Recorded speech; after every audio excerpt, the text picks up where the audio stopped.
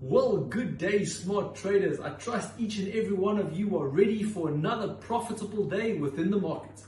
Let's kick things off by having a look at today's economic calendar. Today we have a lot to cover, so let's dive right in.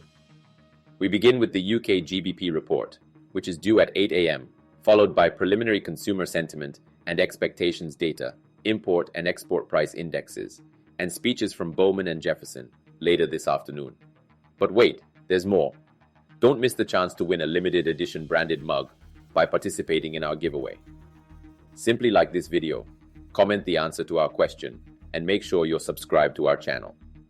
The question is, a bearish trend is when an asset's prices are. Is it A, not moving, B, moving unpredictably, or C, going down? The giveaway will take place once we reach 300 subscribers. T's and C's apply. Let's move on by having a look at what's making headlines within the financial markets today.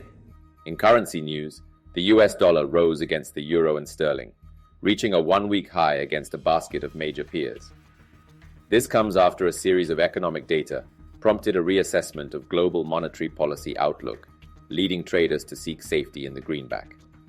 The number of Americans filing for new unemployment benefits also reached a 112-year high, signaling cracks in the labor market and potentially giving the Federal Reserve room to halt further interest rate increases.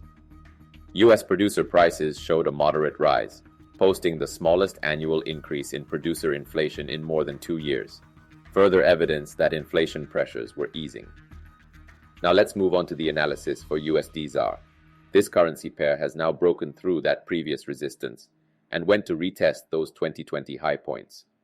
It is now currently consolidating with a break above 19.20 could trigger a potential continuation on this absolutely massive bullish rally.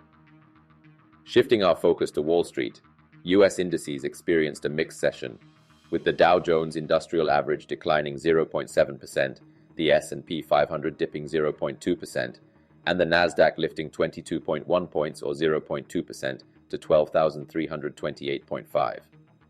Walt Disney shares fell about 5% after reporting below-par earnings, while Airbnb announced a new share buyback program of up to $2.5 billion. PayPal's first quarter results topped expectations, but shares slumped on a lowered operating and margin outlook. Now let's turn to the Dow Jones analysis. US 30 is currently trading just above that primary support. A break above 33,400 could trigger a rally all the way back up to that previous resistance. However, a break of the support with a close below 33,150 could trigger a decline back down to that previous support. Moving on to commodities, oil prices fell about 2% to a one-week low due to a political standoff over the US debt ceiling, weak Chinese economic data, and rising US jobless claims.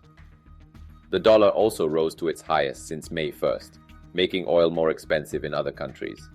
Higher interest rates can weigh on oil demand by boosting borrowing costs, pressuring economic growth.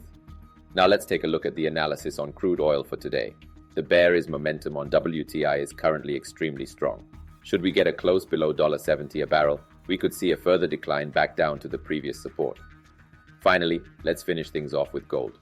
Bullion prices reversed all their gains this week due to sticky US inflation data, which saw markets reassess their expectations for rate cuts from the Federal Reserve.